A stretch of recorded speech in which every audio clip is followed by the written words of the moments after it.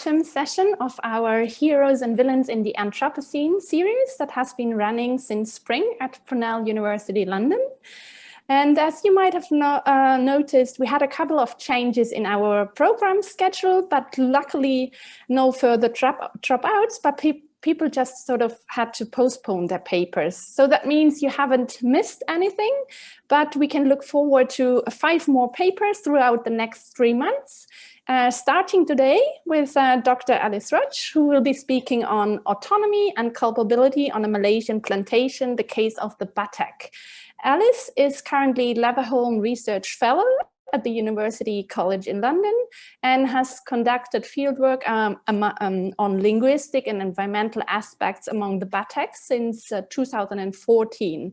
And following this interest, her current research explores how environmental change might cause Batek people to speak about and relate to plants in new ways, which she will address today through the case of palm oil. Welcome, Alice, and enjoy. Thank you, and thank you so much to Viola and Liana and Hannah for all your organising. I've really enjoyed it so far and looking forward to what's coming in the next seminars as well. So yeah, today I'm gonna firstly be thinking about the relationship between culpability and autonomy and how ethical orientations that centre on this relationship might be disrupted in Anthropocenic more than human landscapes. And secondly, I'm going to link this to the problem of how Indigenous peoples are often mobilised in Anthropocene narratives that often also centre around this idea of culpability. So following Rudyard Gould's paper from 2015, I want to think about how the politics of cause, blame and responsibility play out differently in the hands of different actors and in different places in the Anthropocene. While Indigenous peoples are often represented as or assumed to be blameless for the environmental crimes which characterize the Anthropocene, such portrayals, even when they're often true, often inadvertently either reproduce narratives of the noble savage, the utopian figure that is the antithesis and who offers the heroic antidote to modernity, so that's borrowing from Michel Roth-Triot's formulation of the savage slot, or these narratives reproduce ideas of the abject suffering subject who lacks agency in the face of the villainous environmental crimes of others. Drawing on Joel Robbins's critique of anthropological reliances on portrayals of the suffering subject, I instead want to ask how one particular group of Indigenous peoples, Batek people in Malaysia, attempt to create the good in their lives amid and on the borders of an often desolate plantation landscape, in which they do find themselves intensely vulnerable. This focus on how people seek to live well in such places tries to avoid simplistic notions of the noble savage or the suffering subject, instead attending to the everyday lives of the people who live at the forefront of Anthropocenic environmental changes. To take account of what it means to live well in this landscape in the Anthropocene, however, I update Robbins's proposal to include the more than human. How do people attempt to create the good in their lives with, among, and against non-human beings? Answering this question troubles simplistic notions of blame and innocence, hero and villain, in relation to Indigenous peoples and their environments. Instead, how might Batek themselves speak of innocence and blame, and how might these notions be intertwined with understandings of how to live well among non-human others? And asking these questions is a way to avoid assuming that innocence and blame are important strategies for resistance universally, instead focusing on concepts that are more meaningful to the people who are some of the most troubled by the effects of the Anthropocene.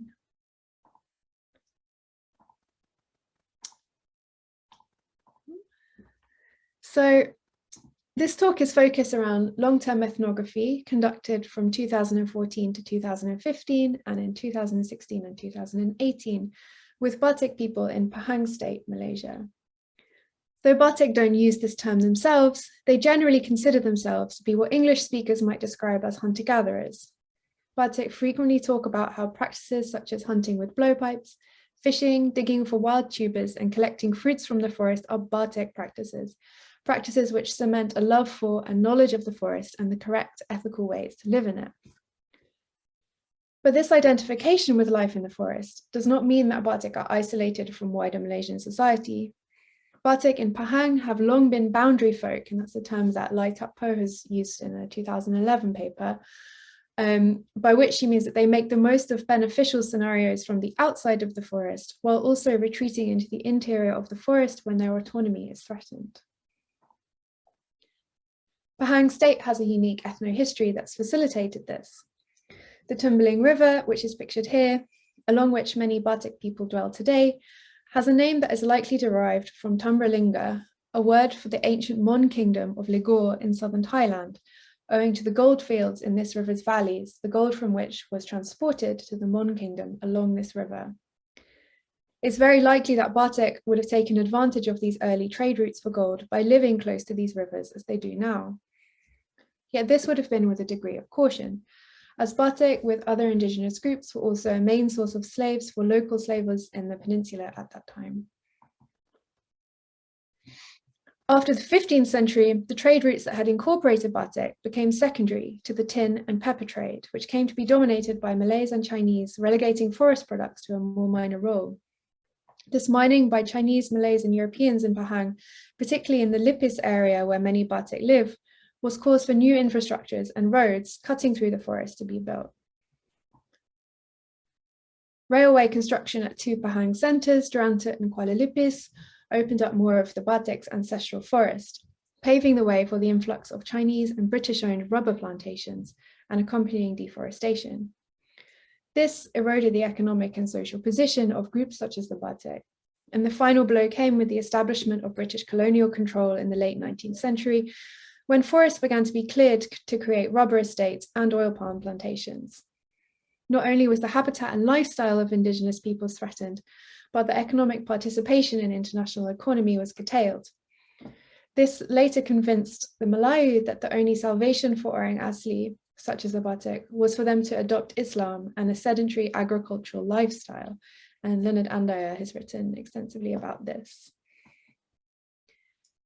Throughout this time, Batek appear in the archives of early naturalists, anthropologists, and colonial government officials who noted the presence of people who they referred to as wild tribes, or orang liar, wild people, to use the Malay term.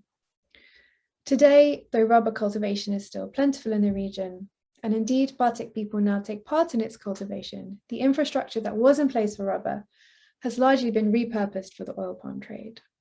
Swathes of oil palm replace what was once rainforest with an ecological dead zone.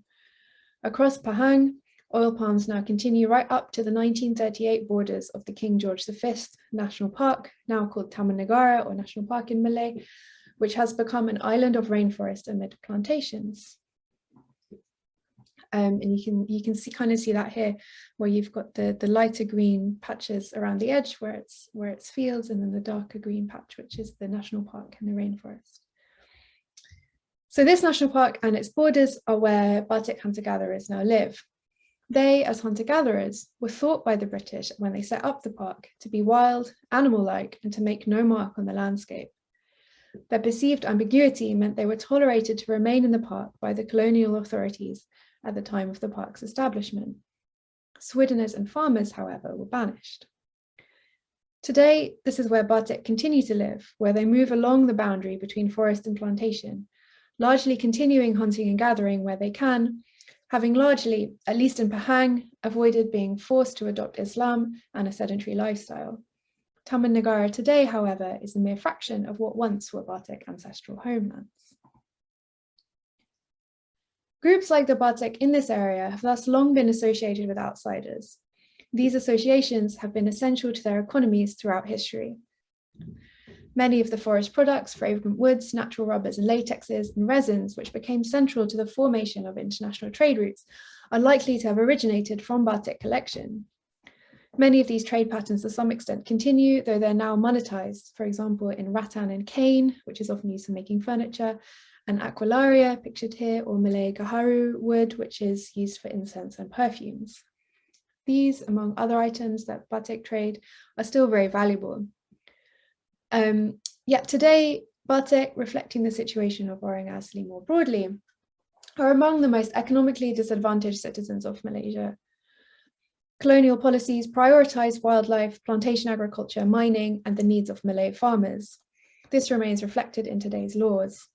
Batek continue to face lasting prejudice attempts at religious conversion, forced displacement, lack of land ownership, and derogatory representations at the hands of Malaysian and foreign society more broadly. Yet in a reproduction of the ambivalence that permitted them to remain in what became the national park in the 1930s, Batek today also find a level of autonomy in their boundary behaviour. As they have throughout history with gold, fragrant woods, and other kinds of trade, today they make use of what they need from outside the forest, whether this is through tourism work, plantation labour, or trade, while having the forest as a resource to fall back on, and as a place where they may hope to escape outsiders.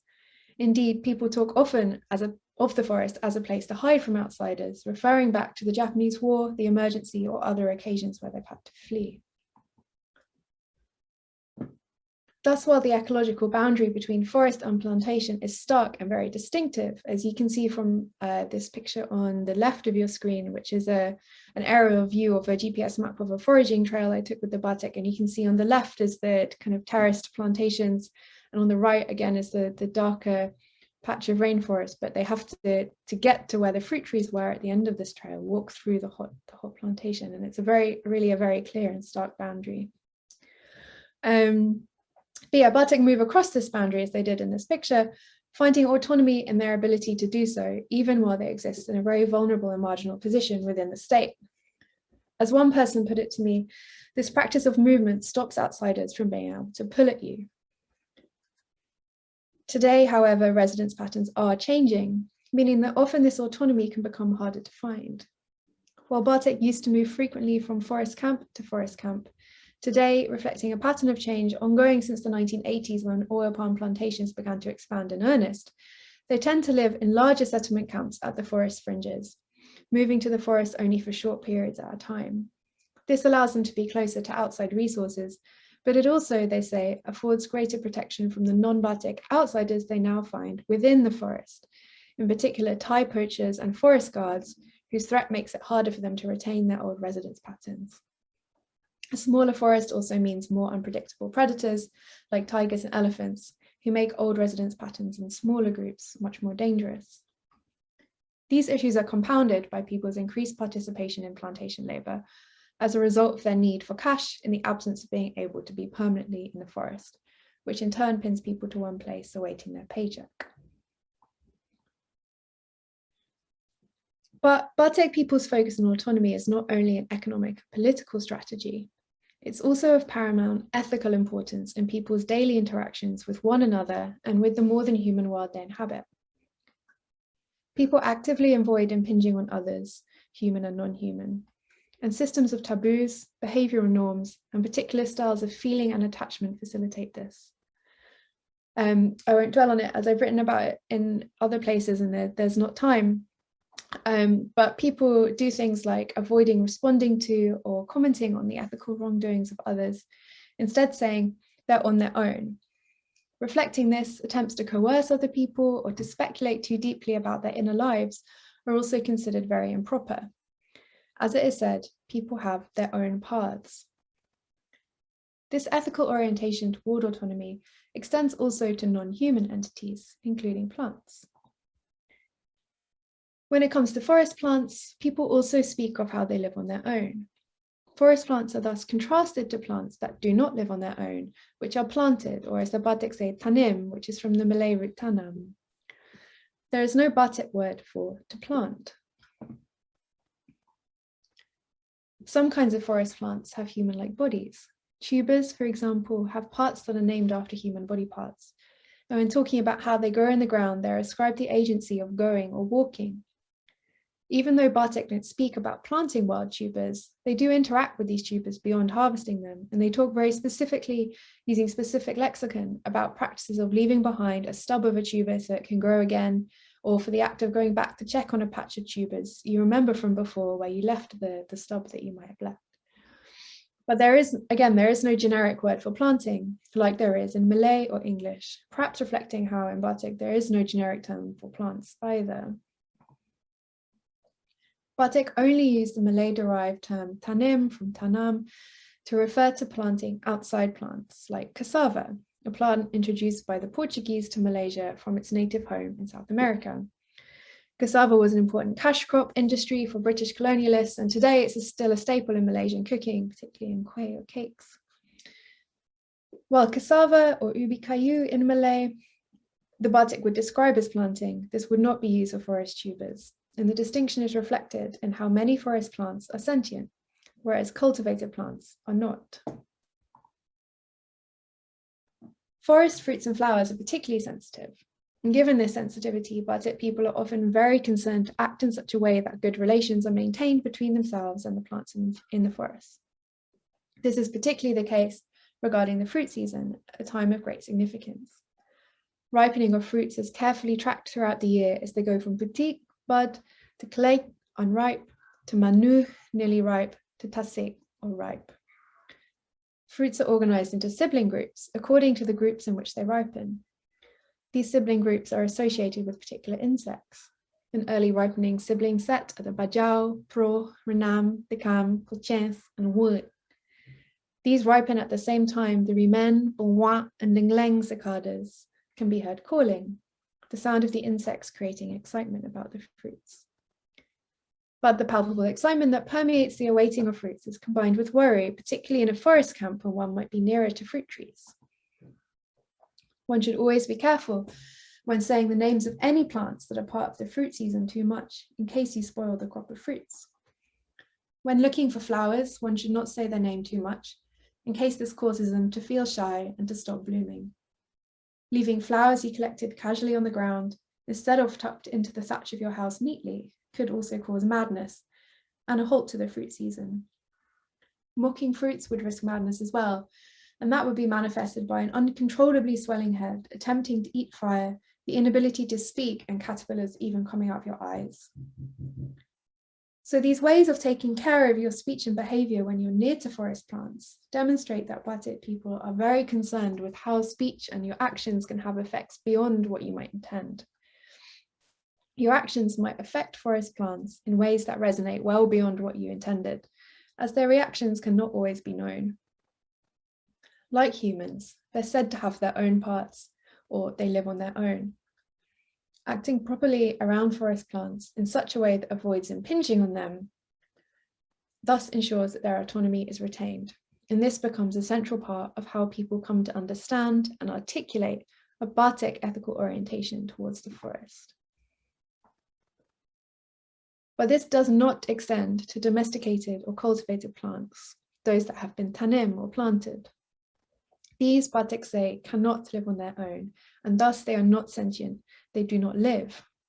There is thus an explicit link made between the potential for plants to be autonomous and for them to live in the forest without being planted. And what's particularly interesting is how this intersects with plants' ability to be sentient. While forest plants are sentient, planted plants are not. So Batek have long done casual forms of cultivation on an ad hoc basis. For example, their own cassava and bananas in the longer term settlements that people make on forest fringes. But the distinction between non-forest and forest plants becomes much more striking when thinking about the vast plantation landscapes that people in settlements that border plantations work in now almost every day. There they work picking up the fallen fruits that are left after Bangladeshi migrant workers have cut down the fruit bunches. Batek put these fallen seeds, as you can see in the picture here, into a sack, and they leave these sacks by the side of the road. Plants cultivated for subsistence, like bananas and cassava, chilies, or aubergines, are not considered sentient because they do not live on their own, they're planted. They do not have verbal taboos on them. Planting is done very casually, and because people like to retain residential mobility, they often move away before plants are mature. People accept that often plants fail, they get eaten by elephants, and they're more a supplement than a main source of sustenance. However, since these cultivated plants are eaten, there are some ways you still have to be careful. For example, you shouldn't mock them or laugh while you're eating them for fear of stomachache. They can also interact with forest foods in complicated ways. For example, although cassava is a very good food for menstruating women, as menstruating women can't eat meat, it could interact with other forest foods, like various forest meats, if you ate it when you're not menstruating in a very dangerous way. Pineapple, on the other hand, despite being from the forest, is forbidden for menstruating women. But palm oil is different again. Though people consume it every day, as today we all do, it is in packaged bread and snacks, noodles, instant coffee, condensed milk, and other everyday staples, as well as being a major form of cooking oil. But despite this, the plant is not seen as an ingredient in and of itself by Batek people. Indeed, though people come into contact with palm fruits daily, touching them, handling them as they labor on the plantation, they do not eat them, unlike in diverse West African countries where the fruits are a staple food. Only very occasionally, Batek people might nibble on them raw if people are really desperately hungry while out working with no access to other food. Reflecting this, oil palms and their fruits are treated as akin to basic objects. Unlike forest plants, there are no taboos on talking about them. You can handle them however you want. The growth of oil palms is rarely discussed, unlike fruits, whose ripening is really carefully tracked. Aside from them causing a landscape that is hot, dry, and itchy to work and walk in, unlike the cool, shady forest, oil palms are not discussed as trees at all. Forest trees make shade. They offer fruits, sustenance, and shelter. Oil palms do not. There's therefore quite a clear parallel between the forms of cultivation and labor involved with each of these three categories of plant: domestic cultivars, large-scale plantation plants, and plants that live on their own in the forest, and how people understand the personhood, sentience, and nature of these kinds of plants and their produce. Living on one's own begets autonomy, which begets sentience and personhood. Belonging to a vast-scale industrial complex begets a reduction to asentient status, the status of mere object, an object that is not even considered to be edible or worthy of cooking, even when most people often need food. And indeed, this reflects the experiences of reduced autonomy that many people themselves express, as they increasingly are forced into close contact with and labor on plantations. People often feel coerced into this work, as plantation workers at a level above them come to fetch them by car each morning to take them into places in the plantation that are unreachable by foot. There, Batek people are very vulnerable. They cannot get back without the car and the driver. They have no phone signal to call for help should anything go wrong. After incidences of rape and sexual harassment, the plantation installed guards and instructed Batek to call them for help if they needed to. But this neither took into account that many Batek people do not have phones, and nor that there is rarely any phone signal on the plantation. The vast, monotonous, and impenetrable landscape can hide many dangers, while simultaneously rendering Batek much more vulnerable and unable to seek help. Similarly, Batek are not in charge of what they earn. They receive a monetary price decided in advance by the plantation, which they receive in cash at the end of each month. With limited access to the forest in these places, many are in dire need of this money to buy necessary supplies. Yet actually spending the money can also be very difficult. In the plantation border settlement that I have ethnographic experience in, there's just one elderly Malay couple who come selling foods at an enormous markup that they themselves have bought in the supermarket a 2-hour drive away. They sell this to the Batek at extortionate prices. But Batek can't really refuse or complain because their only other option is to get a ride to the shop with this same Malay couple, or with one of the other forest product traders who sometimes stop up at the camp, often simply to harass people. Again, Batek are charged extortionate rates for this taxi service, making the trip often completely pointless. How Batek speak about oil palms is lacking autonomy, unable to live on their own. Thus bears a striking resemblance to how they talk about their own experiences. So I now turn to Chow and Inari's provocation on decolonizing narratives of climate change, which came out this year, in which they say we must decolonize these kinds of narratives through taking seriously the question of what makes a life worth living, and by seeking to understand, and I quote, the radical forms of imagination that are grounded in an ethos of inclusivity, participation, and humility, which include the perspectives, interests, and storied existences of both human and beyond human communities of life across their multiple and situated contexts, along with their co-constitutive relations.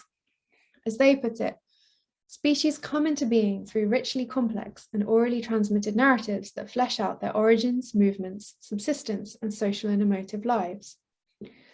Individual plants and animals have stories, as do plant and animal collectives, ecosystems, and even entire territories. Stories multiply as one travels the living landscape, intersecting with one another in a dense meshwork of intertwined experiences, events, and memories. While Batek ways of understanding forest entities through their social and emotive lives is reminiscent of Chow and Inare's description, in Batek narratives, it is also the case that some species, for example oil palms, come into being through a refusal, an absence, a lack of story, a lack of narration, a lack of personhood, all framed through a lack of autonomy, the inability to live on its own. This refusal, the palm oil's lack of life, its exclusion from the community, is important too. Indeed, it might be part of what grants Batek their ongoing autonomy in this context that seeks to remove it from them. Reflecting their broader strategies of avoiding pointing the finger of blame, and in contrast to popular narratives that often rightly valorize Indigenous action, mobilization, and speaking out, Batek do not seek to challenge the plantation's existence on their ancestral lands. Instead, citing fear of retribution, they maintain a strategy of avoiding notice, of hiding, of finding ways to live on their own amidst those who seek to prevent them from doing so. As boundary folk, they continue the ambiguity they maintained when the British were setting their national park up in Pahang. And they use everyday strategies, such as a focus on sharing the money they earn from the plantation among one another, and retaining a level of residential mobility to the extent that they can, even though this is often frustrated by these new landscapes themselves. It's therefore not a simple parallel between what happens to plants and to people when their autonomy is lost in Anthropocene narratives. And in fact, constructing oil palms as objects rather than plants, and disregarding them as an edible substance, denying them the autonomous personhood that forest plants possess, is itself a strategy of maintaining autonomy in a marginal place. It's a way that people try to live well with the non-human entities when their own autonomy is threatened. Thus, in line with their view of blame as ethical anathema, oil palms are not blamed. And again, this is contrary to popular discourses here in the UK, in Europe and America that often frame it as a toxic substance. And reflecting this, neither do Batek seek to fashion themselves as Indigenous heroes seeking to fight and challenge the oil palm. Batek's suffering and loss in relation to oil palm is very real, but people try to live with this suffering by seeking autonomy, by moving away where they can, by retaining their backup of the forest where they can. Like the plants of the forest, they seek to live on their own and to make their own path. They avoid attributing blame to others for the predicaments that they find themselves in. Because they are alive, they live on their own, they move, they are autonomous. Attributing blame, making others culpable would go against this. But what I want to end with is to explicitly say that in stating this, I'm not proposing some kind of Indigenous-led otherwise, a potential speculative future, in which I would be proposing that Batek have found a way to live well amid the violence of the Anthropocene, and trying to take this Batek lesson as a lesson for all of us. Such a claim would portray Indigenous peoples as tools for us to think with, and I'm here using the word us in inverted commas in line with Liana Chua's and Nayana Kamato's critique of this idea of we-ness, of us in anthropology. Doing this would contradict the point of my talk, in which I've tried to show how the category of Indigenous hero who points the finger of blame at the plantation company or the consumer is not necessarily the relevant one here. If that was to be the aim of my talk, to show how Batek aren't interested in the category of hero or in pointing the finger of blame, and that their avoidance of the hero-villain narrative might provide an otherwise for us to think with, this would only in turn become an attempt to fashion them once again as a hero for something, as a hero for showing us how to better live with the Anthropocene, for showing us an otherwise, even though the consequences of the Anthropocene are felt completely unequally between us and them. Though they may often do so, people such as the Batek don't necessarily or a priori as a result of their very existence point towards an otherwise or hopeful ways of doing things. They may instead just try to get by, to live well amid the human and non-human entities in the best way they know how, as they deal with the consequences of the colonial legacies and the harmful effects of Anthropocenic changes that they feel so acutely. Thank you.